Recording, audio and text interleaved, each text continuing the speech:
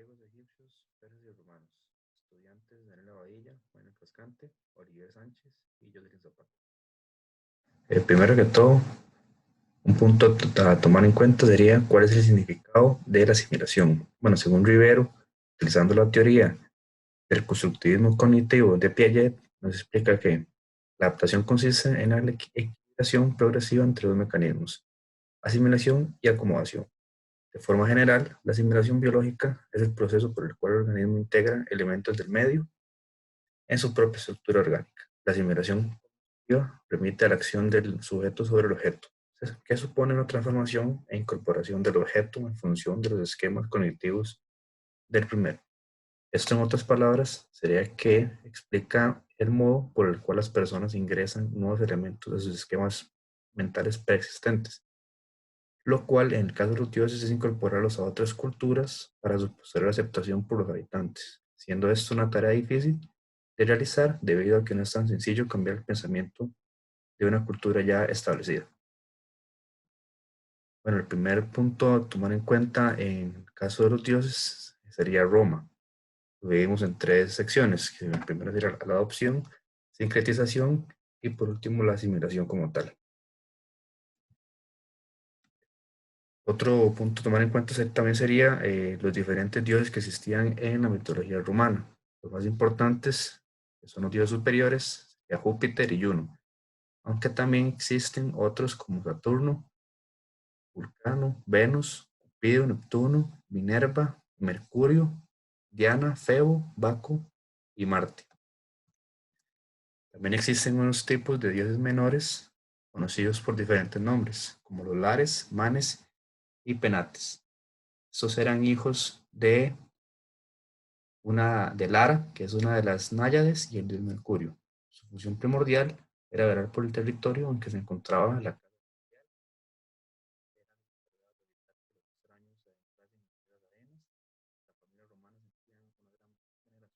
Lares, que representaban en forma de pequeñas estatuas, como está en la foto, y estas se colocaban tanto dentro como fuera de la casa en pequeños altares, donde se realizaban ofrendas o se rendía oración.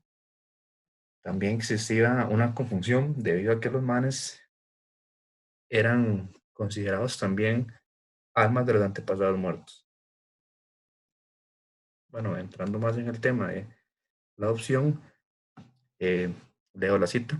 Los romanos eran muy abiertos a la adopción de dioses extranjeros, lo que se veía como un acierto y una manera de atraerse y hacer propicias a todas las fuerzas espirituales. Durante la entidad romana y la alianza con los dioses, los cultos deben ser preservados y no puede permitir su abandono, principalmente en tiempos delicados.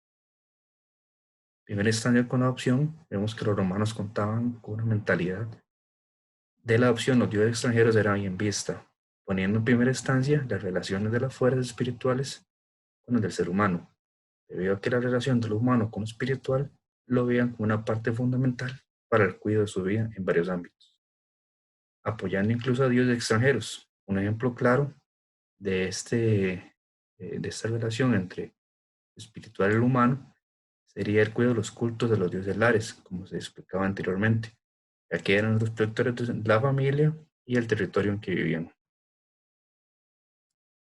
En la cicatrización, seguimos esta cita que dice lo siguiente: este culto, junto con el de Júpiter, representa una etapa de asimilación y de sincretismo entre las religiones locales y la religión romana. Sí, en este aspecto, un dios como Mercurio no tuvo en Galicia y en Asturias más que un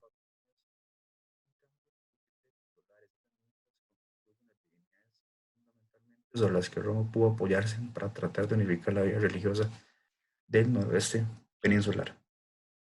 Aquí se explica que para introducir un pensamiento diferente a otras culturas ya establecidas, por ejemplo, la que la cita nos da, la introducción de ciertos dioses, un parecido a los que ellos ya creían anteriormente, esto con el fin de crear un sentimiento de semejanza para crear una variación del mismo o del todo sustituirlo.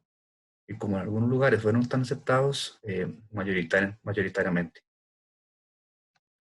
En lo que se refiere, leo la cita: está claro que los cultos romanos arraigaron de manera más fuerte y profunda en aquella a ellos como para asimilarlos fácilmente Júpiter o de Marte, pero tal vez en mayor grado con divinidades de segundo plano, que por su forma de culto más sencilla, por la explicación de su función, estaban más cercanas a estos dioses locales. Ese fue el caso de las ninfas, Geni, Lares y algunas abstracciones personificadas como Tutela. Así pues, desde el momento en que los romanos hicieron su aparición en la península ibérica, comenzó a producirse un proceso de identificación y sincretismo entre las divinidades indígenas y estas divinidades tan queridas y populares entre los romanos. Esto se refiere que en el caso primordiales fue asimilada de una buena forma, pero en lo que son los dioses menores, como los lares, el cambio fue mucho más fuerte por su sencillez de culto. Todo esto creó las mentalidades de las personas que vivían en la península ibérica fueran cambiando poco a poco, al asimilar los dioses traídos desde Roma.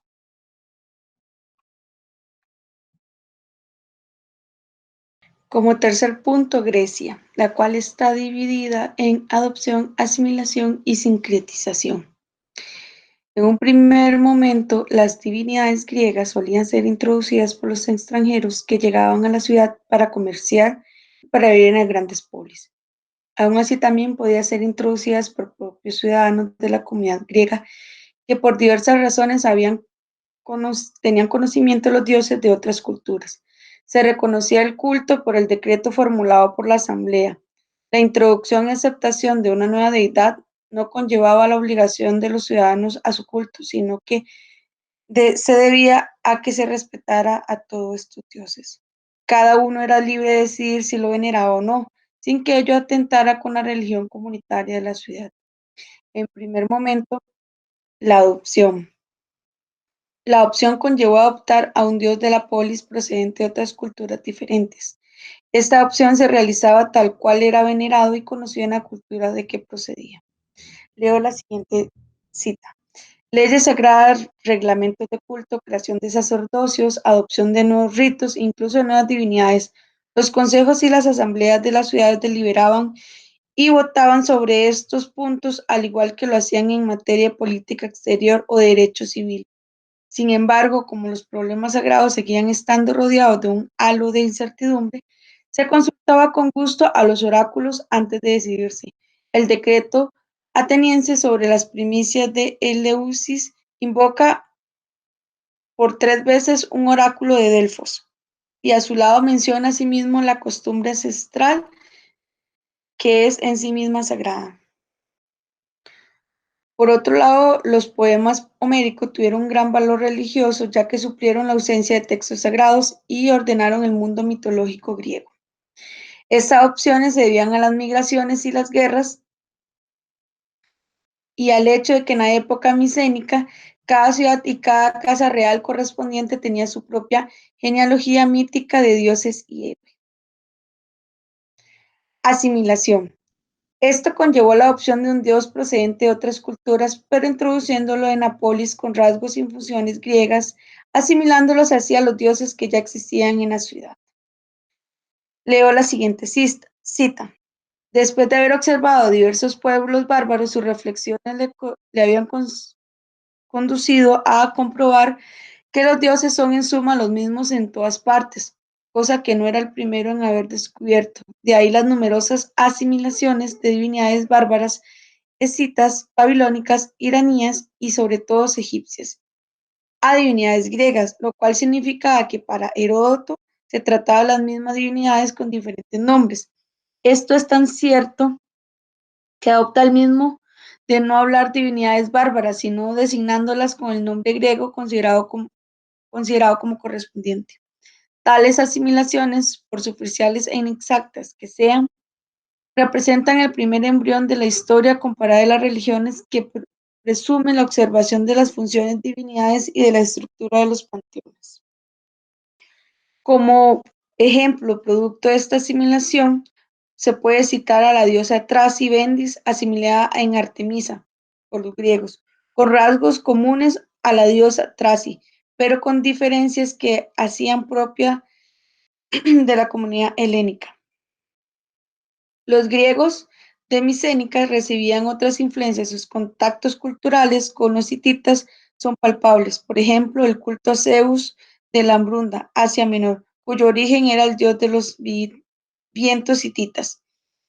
Producto de la globalización religiosa en el mundo antiguo, fue consciente siglos más tarde por los propios griegos. De hecho, que identificaban a los dioses foráneos como los suyos, como el ejemplo egipcio con Amón con Zeus, Eros con Apolo, Isis con Demeter, Pat con Hefestos, Osiris es Dioniso. El culto a la serpiente doméstica es considerado por algunos como un aspecto del culto a los muertos. Esta era adorada en el mundo egeo antes de la llegada de los griegos y su asimilación al dios paterno supremo de los helenos remonta hasta el segundo milenio.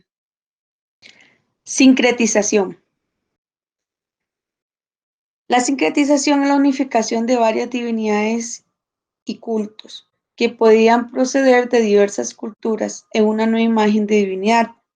Ejemplo de ello es la deidad Serapis, griego-egipcia, a la que Ptolomeo I declaró protector de Alejandría y dios oficial en Egipto y Grecia. Esta práctica fue muy habitual en la antigua Grecia. Leo la siguiente cita. La difusión y el sincretismo continuaron, en fin, progresando hacia la configuración de un panteón, el panteón clásico que coexistió, sin embargo, con centenares de héroes y divinidades menores, muchas de ellas importadas de Oriente o heredadas de Creta minoica, cada una con su santuario, su culto y su leyenda. Incluso las divinidades superiores adquirieron un rostro y una historia diferente según las ciudades o santuarios que eran adoradas. El sincretismo de elementos indoeuropeos y micénicos se vio reflejado, por ejemplo, en el culto a la Madre Tierra, adorada con un nombre de claro abolengo indoeuropeo. El hecho de que aparezca además como patrona de los herreros muestra quizás que su culto fue difundido por herreros minoicos muy helenizados. La religión griega adquirió uno de sus rasgos más característicos, desprovistas de revelación y de dogmas, sin una clase sacerdotal unitaria que lo codificara, sin una estructura unitaria enriquecida continuamente por diferentes influencias.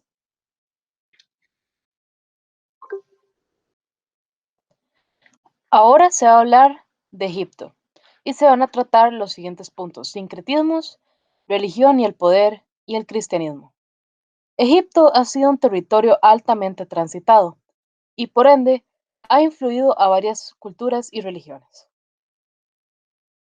Apis simboliza la fecundidad a través de la representación del toro y Osiris lo funerario, la fertilidad y la protección de la realeza. Con el tiempo se terminó identificando a Apis con Osiris, y a su vez quedó difundido entre los griegos y egipcios la idea de que Serapis era la versión helenística de Osiris. Sin embargo, Osiris continuó apareciendo como dios de la muerte, ritual y mito, mientras que Serapis como sanador y oracular que se manifestaba a través de sueños proféticos. Primero es necesario hablar de los dioses sincréticos. Estos son aquellos que van a intentar combinar o asimilar culturas distintas. En el caso de Egipto existe Serapis, un dios greco-egipcio que luego va a tener influencia en Roma. Entre los dioses que combina se encuentran Apis, Osiris y sus homónimos griegos y romanos, Pluto y Hades, Demeter y su homónimo romano Ceres, Júpiter y su homónimo romano Zeus, Dionisio y su homónimo romano que es Baco, entre otros. Dependiendo de la interpretación, es un dios del inframundo por sus poderes relacionados con la tierra, de la benevolencia y también del sol, también relacionado con los poderes curativos. A continuación se va a hablar de Roma y el poder. Si la conquista militar de Egipto fue rápida y sencilla para Roma, no lo fue menos la asunción plena de su milenaria cultura vernácula, especialmente en todo lo que atañía a las diferentes prácticas religiosas, la visualización plástica de las mismas y la arquitectura religiosa que la sostenía. Ámbitos todos ellos estrictamente interdependientes en el país del Nilo, desde el principio de los tiempos. A esta rápida asunción cultural contribuyó de sobremanera, entre otras causas, el propio prestigio de la civilización egipcia en toda la cuenca del Mediterráneo desde épocas muy tempranas, pero también la política de intolerancia de Augusto hacia los cultos indígenas pese a la representación zoomorfa de los dioses. Después de que Roma asimilara a Egipto como parte de su imperio, fue necesario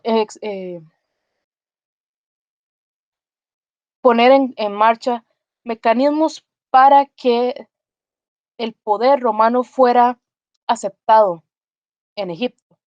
En Egipto todavía existía para el siglo I a.C. una religión muy viva y omnipresente, por lo que fue necesario que los emperadores romanos fueran aceptados por el clero egipcio antes de poder avanzar. Lo bueno es que el emperador egipcio empezó a tomar el título de emperador faraón, lo cual lo hizo más cercano a la cultura de Egipto. Además, se empezaron a tomar elementos de la cultura egipcia para traerlas a Roma. Este intercambio facilitó la asimilación del territorio. Entre estos están los obeliscos y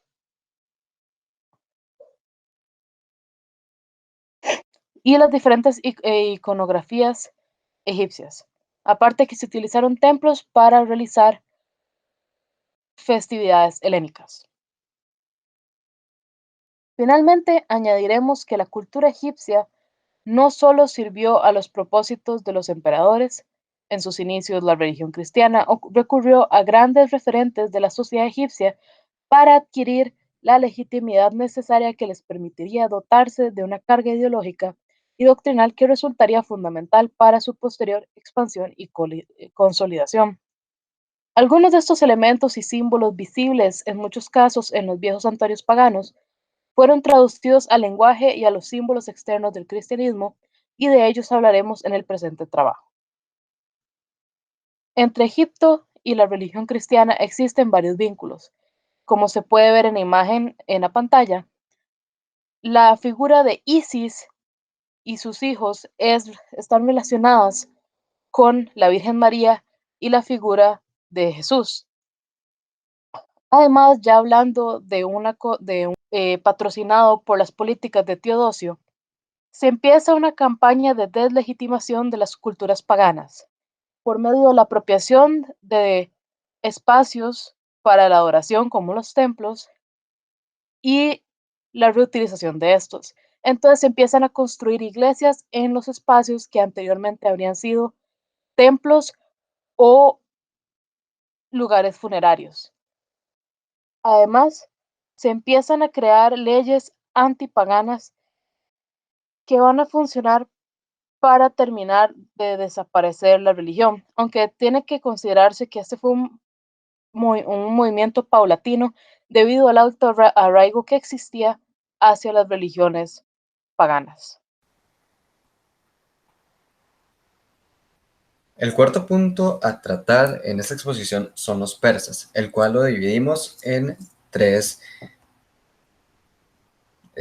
puntos, el cual serían la adopción, la asimilación y la sincretización. La religión predilecta del imperio persa es la conocida como zoroastrismo. Esta posee el nombre de su profeta y creador Zoroastro o Zaratustra. Esta se basa en la existencia de dos dioses, Ahura Mazda, el dios del bien, y Angra Mainyu, el dios del mal. Aquí podemos ver la representación de cada uno, Ahura Mazda a la izquierda y Angra Mainyu a la derecha.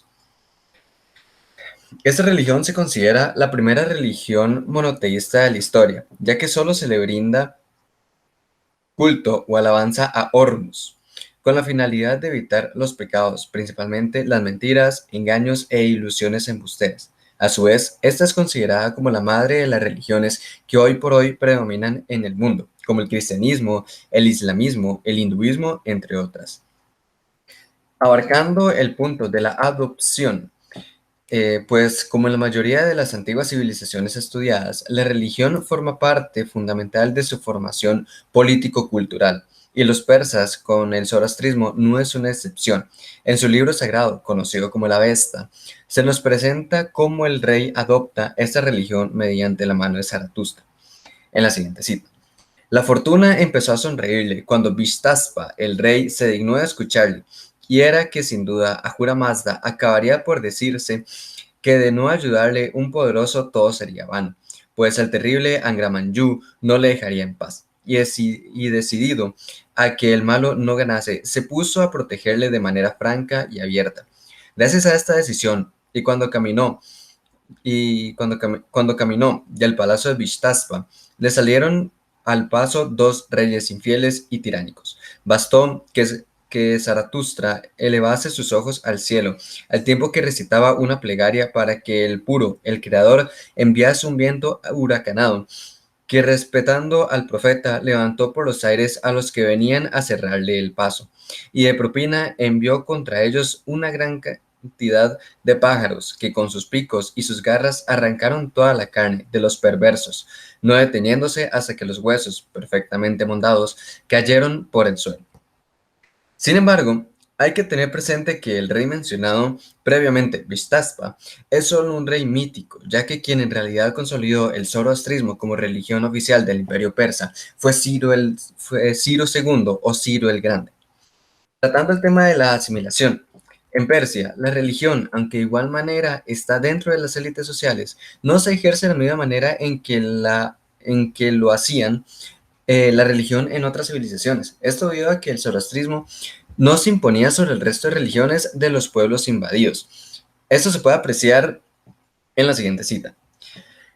Pérdida difícilmente reparable cuando se trataba de grandes pueblos, como Persia, donde la religión no pasaba de ser un elemento social, cuya propia riqueza y variedad se oponía a esa unidad, que en religiones, como en todo, es lo que constituye la fuerza. De esa manera se ejemplifica cómo la existencia de datos escritos sobre esta religión son tan escasos, ya que no se le brindó la suficiente importancia como para impartirla como de una forma autoritaria.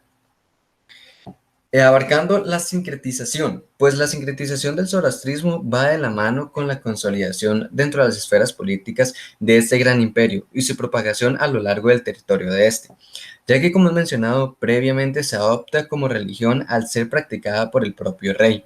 Además, esta tiene la característica de centrarse en buscar la fuerza espiritual y no la física, como por ejemplo, una confianza tan sólida en la supremacía de la verdad como en la rectitud de las doctrinas predicadas por Zaratustra. Una semejante tolerancia en una época en que no existía otro derecho que la fuerza, y en que el profeta, sostenido por el poderoso Vishtaspa, el rey que había adoptado sus creencias, hubiera podido pedir a toda la fuerza del Estado que asegurase la propagación de su doctrina, es indudablemente la prueba más notable, no solamente de su gran tolerancia, sino de confianza en lo que de sublime tenía su doctrina, al mismo tiempo que la más elocuente ilustración de la magnanimidad del profeta que lo instauraba. Pues es interesante resaltar cómo al existir tantas similitudes entre el cristianismo y el zoroastrismo, al centrarse en buscar la salvación de las personas con la implementación de diversos valores y buenos comportamientos, cómo ésta no buscó implantarse dentro de las células culturales de una manera violenta, como sí lo hizo la religión cristiana en conjunto al Imperio Romano en sus grandes expediciones y conquistas a lo largo, pues, de los primeros siglos de nuestra era, llamémosle, actual.